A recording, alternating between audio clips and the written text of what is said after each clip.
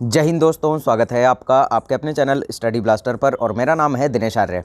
आज के वीडियो में हम बात करेंगे, देखिए रेलवे ग्रुप डी का जो रिजल्ट है ये किस दिन आएगा, पहली बात तो ये। दूसरी बात हम करेंगे कि ग्रुप डी के रिजल्ट के बाद आपको पीईटी के लिए कितने दिन का टाइम मिलेगा और किन किन लोगों को यहाँ पर पीईटी की तैयारी शुरू कर देनी चाहिए। अगर यहाँ 40 मार्क्स भी आ रहे हैं तो क्या आपको यहाँ पीईटी की तैयारी शुरू करनी चाहिए या फिर नहीं करनी चाहिए। तीनों क्वेश्चंस का एकदम 100% फैक्ट के साथ आपको जवाब इस वीडियो में देखने को मिलेगा, तो इसीलिए वीडियो को लास्ट तक ज़रूर देख लीजिएगा। और अगर कोई भी शिकायत करनी हो तो वीडियो के कमेंट में आप कर सकते हैं, कमेंट बॉक्स पूरी तरह से आपके लिए खुला हुआ है। अब यहाँ देखिए ये है एनटीपीसी सीबीटी 2 का नोटिस। एनटीपीसी सीबीटी 2 जब से हुआ है उस टाइम से ही रेलवे ने यहाँ पर अपनी स्पीड को यहाँ पर 100 गुना बढ़ा लिया है। यानी कि रेलवे की जो अब स्पीड है, चाहे यहाँ पर किसी नोटिस को लेकर हो, चाहे पूरे एग्जामिनेशन को लेकर हो, एग्जामिनेशन के प्रोसेस को लेकर हो, तो रेलवे बहुत ही सुपरफास्ट मोड में अब आ चुका है एनटीपीसी सीबीटी 2 के बाद। अब यहाँ देखिएगा, यहाँ पर देखिए इस डेट्स को यहाँ पर थोड़ा अच्छे से गौर कर लीजिएगा कि यहाँ पर जो एनटीपीसी का सीबीटी 2 हुआ था वो आपका हुआ था लेवल 532 का यहाँ पर 12 जून से लेकर 17 जून। और ध्यान रखिएगा 12 जून से 17 जून को ये एग्ज़ाम जब खत्म हुआ तो उसके बाद यहाँ पर 22 जून को, यानी कि 6 दिन के अंदर ही आपका आंसर की भी जारी कर दिया गया था। और इस बार तो रेलवे ने और भी ज़बरदस्त यहाँ पर ब्लास्ट कर दिया, यानी कि 11 अक्टूबर को यहाँ पर आपका एग्ज़ाम खत्म हुआ और 14 अक्टूबर को ही रिजल्ट जारी कर दिया। और उसके बाद देखिए रिजल्ट जो था यहाँ पर एनटीपीसी सीबीटी 2 का लेवल 5 और 2 का, ये यहाँ पर देखिए कब जारी कर दिया गया था। 18 जुलाई को यहाँ पर नोटिस डाल गया कि 18 जुलाई को आपका रिजल्ट घोषित कर दिया जाएगा और एग्जैक्ट इसी डेट पर आपका रिजल्ट जारी हो भी गया था। अब यहाँ देखिए 18 और यहाँ पर जून के हमारे पास 8 दिन बचते हैं, तो 18 और 8 यहाँ पर 26 दिन के अंदर यहाँ पर रिजल्ट घोषित कर दिया गया था। यानी कि यहाँ पर 22 जुलाई को आंसर की के बाद 26 दिन के अंदर ही आपका रिजल्ट घोषित कर दिया गया था। दूसरी बात देखिए यहाँ पर 27 जून तक यहाँ पर ऑब्जेक्शन रेज की डेट रखी गई थी और अभी रेलवे ग्रुप डी के अंदर आपके 19 अक्टूबर तक की यहाँ पर ऑब्जेक्शन रेज की डेट रखी गई थी। अब यहाँ पर देखिएगा कि यहाँ पर देखिए 18 और 26 दिन के अंदर रिजल्ट जारी किया गया और यहाँ आपका 14 से लेकर अगर हम 26 दिन लगाते हैं, हम 30 दिन लगा लेते हैं यहाँ पर, तो 14 नवंबर हो जाता है। तो आपका जो रिजल्ट है, जैसा कि मैं बार बार आपसे कह रहा हूँ कि आपका जो रिजल्ट है यहाँ पर 100% लगभग पूरी पॉसिबिलिटी है कि आपका जो रिजल्ट है 20 नवंबर के आसपास आपको रिजल्ट देखने को मिल जाएगा और लास्ट टू लास्ट यहाँ पर नवंबर के लास्ट तक आपको रिजल्ट 100% यहाँ देखने को मिल ही जाएगा। इससे लेट आपका ज्यादा रिजल्ट जाने वाला नहीं है। हालांकि रेलवे ने कहा है कि दिसंबर में रिजल्ट जारी करेंगे, लेकिन रेलवे की जो स्पीड है उस अकॉर्डिंग यहाँ पर रिजल्ट आपका दिसंबर तक तो बिल्कुल भी नहीं जाएगा। यहाँ नवंबर के अंदर ही आपका रिजल्ट आपको देखने को मिल जाएगा, इस बात की 100% गारंटी है। दूसरी बात अब यहाँ पर कि पीईटी के लिए यहाँ पर कितना आपको समय दिया जाएगा, तो ध्यान रखिएगा पीईटी के लिए यहाँ पर रेलवे ने पहले भी ज़्यादा समय नहीं दिया है और इस बार तो देखिए रेलवे और भी ज़्यादा फास्ट स्पीड में है, तो इस बार तो आपको उतना समय भी मुझे लगता है कि नहीं दिया जाएगा। जैसे पहले रेलवे यहाँ पर लगभग 25 दिन लगभग देता था यहाँ पर पीईटी के लिए, यानी कि 25 दिन के बाद यहाँ आपका पीईटी होता था। आप इसे 1 महीना ही मान के चल लीजिए, अलग अलग बोर्ड में इसे 1-2 दिन आगे पीछे चलता रहता है। तो लगभग आपका इस बार भी आपको मुश्किल से 20 दिन का समय ही यहाँ पर दिया जाएगा पीईटी के लिए। तो पीईटी के लिए आपके पास समय नहीं है। देखिए दिवाली भी आपकी गुजर चुकी है और अब आपके पास सिर्फ और सिर्फ नवंबर का महीना यहाँ पर बचा हुआ है। नवंबर के बाद देखिए नवंबर में तो आपका रिजल्ट ही आ जाएगा और दिसंबर के लास्ट तक आपका पीईटी स्टार्ट हो जाएगा और इसकी पूरी गारंटी है कि आपका दिसंबर के अंत तक आपका पीईटी स्टार्ट हो जाएगा। अब यहाँ पर बात करते हैं, देखिए सबसे जो दुविधा वाला प्रश्न है सभी विद्यार्थियों के मन में कि हमारे सर 40 मार्क्स आ रहे हैं, तो क्या हमें पीईटी की तैयारी शुरू करनी चाहिए या फिर नहीं करनी चाहिए। अब उनके लिए देखिए मैं सारी चीज़ें यहाँ एक एक करके बताता हूँ। अगर आपका मार्क्स 40 आ रहा है अभी, तो आप एक चीज़ बताइए, अभी यहाँ पर 5 से 6 क्वेश्चन, मैं मिनिमम की बात कर रहा हूँ, 5 से 6 और ज़्यादा तो यहाँ पर 8 से 9 भी हो सकता है। तो 8 से 9 क्वेश्चन, यहाँ कई शिफ्ट में 10 क्वेश्चन भी हुए हैं जो कि यहाँ पर गलत हैं, तो उनका मार्क्स आपको मिलेगा, या तो मार्क्स मिलेगा या फिर वो आपके यहाँ पर इनवैलिड हो जाएंगे क्वेश्चन। तो यहाँ पर 5 से 6 का तो यहाँ पर सभी के मार्क्स जो है इंक्रीज होने वाले हैं। जो 40 वाला व्यक्ति है वो 45-46 तक यहाँ पहुँच जाएगा, इस बात की पूरी यहाँ पर जो है संभावना बन रही है। दूसरा पॉइंट, अब देखिएगा आपका जो नॉर्मलाइजेशन होना है, तो बहुत सारे कैंडिडेट यहाँ पर कहते हैं कि यहाँ नॉर्मलाइजेशन जो है वो परसेंटाइल बेस्ड है। मैं बिल्कुल इस बात को एग्री करता हूँ कि परसेंटाइल बेस्ड नॉर्मलाइजेशन है, लेकिन यहाँ पर आप देखिए रेलवे का ये ऑफिशियल नोटिस है 12 अगस्त 2022 का और इसमें देखिए नोटिस भी किस अकॉर्डिंग दिया गया है।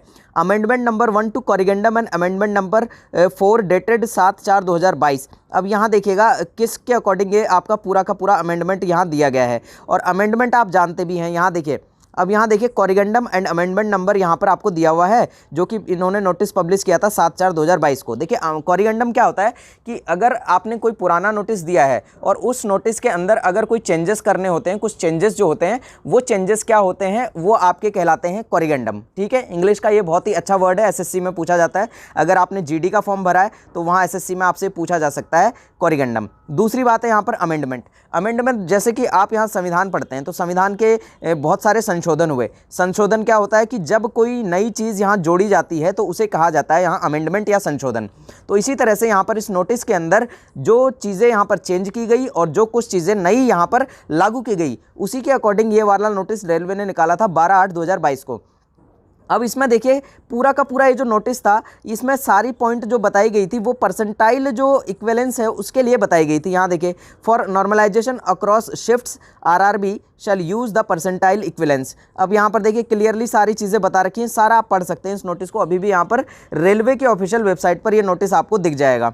अब यहाँ देखिए रेलवे खुद यहाँ पर क्या कह रहा है उस बात को पढ़ लीजिए। बहुत सारे लोग मुझे बार बार इस चीज़ के लिए क्रिटिसाइज़ करते हैं और यहाँ पर बैड कमेंट्स करते हैं, अब्यूजिंग लैंग्वेज यूज़ करते हैं। तो वो सभी लोग यहाँ पर देखिए, आपको इतना इंग्लिश तो आता ही होगा क्योंकि आप लोग मुझसे भी ज़्यादा यहाँ पर एजुकेटेड हैं, तो इस लाइन को आप अच्छे से इंग्लिश से हिंदी ट्रांसलेट कर सकते हैं। नहीं तो गूगल ट्रांसलेट करके भी आप इस लाइन को हिंदी में ट्रांसलेट करके देख लीजिएगा। The percentile score will be the normalise score for the examination. अब यहाँ देखिए जो परसेंटाइल स्कोर है आपका, वही आपका क्या होगा, नॉर्मलाइज स्कोर होगा एग्जामिनेशन के लिए। यहाँ पर क्लियरली ये कहा हुआ है। अब यहाँ देखिए इसका फॉर्मूला भी, ये परसेंटाइल स्कोर का फॉर्मूला आपको दिया हुआ है। यहाँ पर बहुत सारे कैंडिडेट हैं जो कि यहाँ पर पता नहीं अलग अलग चीज़ों के बारे में बोलते हैं कि परसेंटाइल अलग चीज़ है, वो अलग चीज़ है, और परसेंटाइल के बाद नॉर्मलाइजेशन अलग चीज़ है।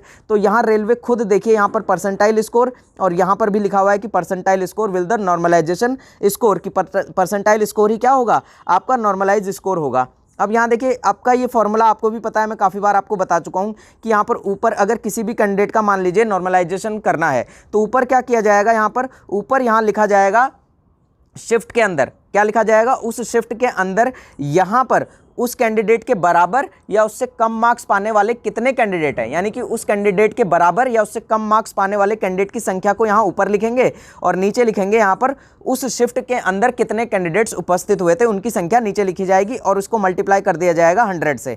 ये बात आपको बिल्कुल क्लियर रहनी चाहिए। अब यहाँ पर देखिए बहुत सारे कैंडिडेट के मन में एक सवाल होता है कि सर यहाँ पर क्या डे वाइज होगा यहाँ पर आपका नॉर्मलाइजेशन, या फिर पूरे के पूरे यहाँ पर आपका जो है फेज वाइज होगा। तो ना आपका नॉर्मलाइजेशन फेज वाइज होने वाला है, ना आपका नॉर्मलाइजेशन डे वाइज होने वाला है। आपका नॉर्मलाइजेशन सिर्फ और सिर्फ आपकी शिफ्ट के अकॉर्डिंग होगा, यानी कि आपकी शिफ्ट के साथ ही आपका कंपैरिजन किया जाएगा, आपकी शिफ्ट के साथ ही आपका नॉर्मलाइजेशन किया जाएगा, जिसकी वजह से ज़्यादा वेरिएशन देखने को नहीं मिलेगी। जैसा कि आपने आईक्यू रैंक पर जब आप चेक कर रहे थे तो वहां पर आपको बहुत ज़्यादा वेरिएशन दिख रही थी। अब मैं आपको एक चीज़ और बता देता हूं कि मैंने आपको क्लियरली पहले भी बताया था कि आईक्यू रैंक पर यहाँ पर ज़्यादातर कैंडिडेट ऐसे हैं जिनका मार्क्स यहाँ पर 60 से ऊपर आ रहा है, तो वो कैंडिडेट की संख्या वहाँ बहुत ज़्यादा है। तो इसीलिए जब वहाँ पर 50 वाला कैंडिडेट यहाँ पर अपने आप का जो परसेंटाइल स्कोर देखता है तो उसका परसेंटाइल स्कोर 50 से 35-40 इस पर आ जा रहा है, तो वो बहुत ज़्यादा निराश हो जा रहा है और बहुत डीमोटिवेट हो जा रहा है। तो यहाँ पर डीमोटिवेट आपको नहीं होना है।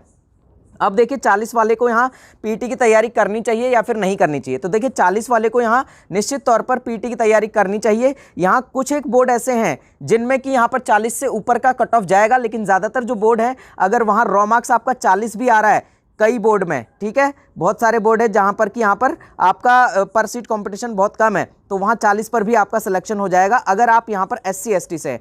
थोड़ा सा यहाँ पर देखिए मैं आपको एक चीज़ क्लियर बता दूँ कि अगर आप जनरल कैंडिडेट हैं तो यहाँ पर 40 पर आपका सिलेक्शन हो पाना बहुत मुश्किल है, लेकिन अगर आप SC ST से हैं तो यहाँ पर आपका 40 पर भी सिलेक्शन हो जाएगा। यहाँ देखिएगा मैं आपको एक यहाँ पर इस फॉर्मूले में बताता हूँ। अगर किसी कैंडिडेट के मार्क्स यहाँ 40 है, रॉ मार्क्स उसका 40 आया है, उस शिफ्ट के अंदर मान लीजिए टोटल कैंडिडेट 100 थे, अब यहाँ पर इसका कितना आया रॉ मार्क्स 40। अब इस 40 से कम वाले या फिर 40 के बराबर वाले कैंडिडेट की संख्या मान लीजिए 50 है, तो ऊपर हमने ये संख्या लिख दी कि 40 या 40 से कम मार्क्स पाने वाले कैंडिडेट कितने हो गए 50, और टोटल कैंडिडेट कितने थे उस शिफ्ट में 100, मल्टीप्लाई किससे करना है 100 से। अब 100 से 100 कट हो गया और ये बचा कितना 40, यानी कि 40 वाला कैंडिडेट कहाँ पर आ गया 50 पर आ गया।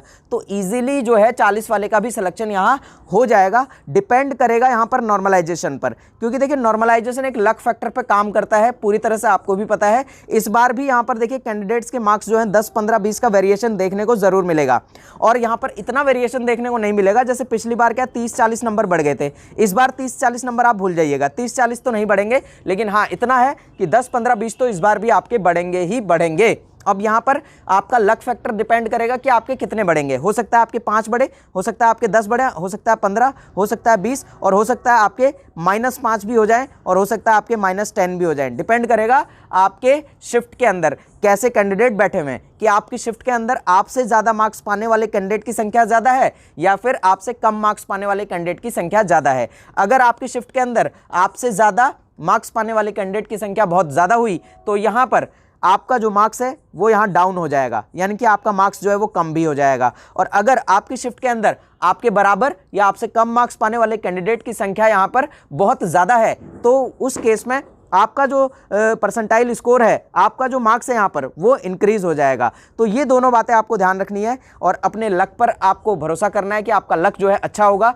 तो इसीलिए उस अकॉर्डिंग आप पीईटी की तैयारी मत छोड़िएगा। और 1 घंटा अगर आप पीईटी की तैयारी कर भी लेते हैं तो यहाँ इसमें आपका कोई भी नुकसान नहीं होगा बजाय फ़ायदे के, यानी कि आपको फ़ायदा ही उससे पहुँचने वाला है, नुकसान आपको 1% भी उससे नहीं होने वाला है। तो मिलते हैं अगले वीडियो में, तब तक के लिए जय हिंद, जय भारत।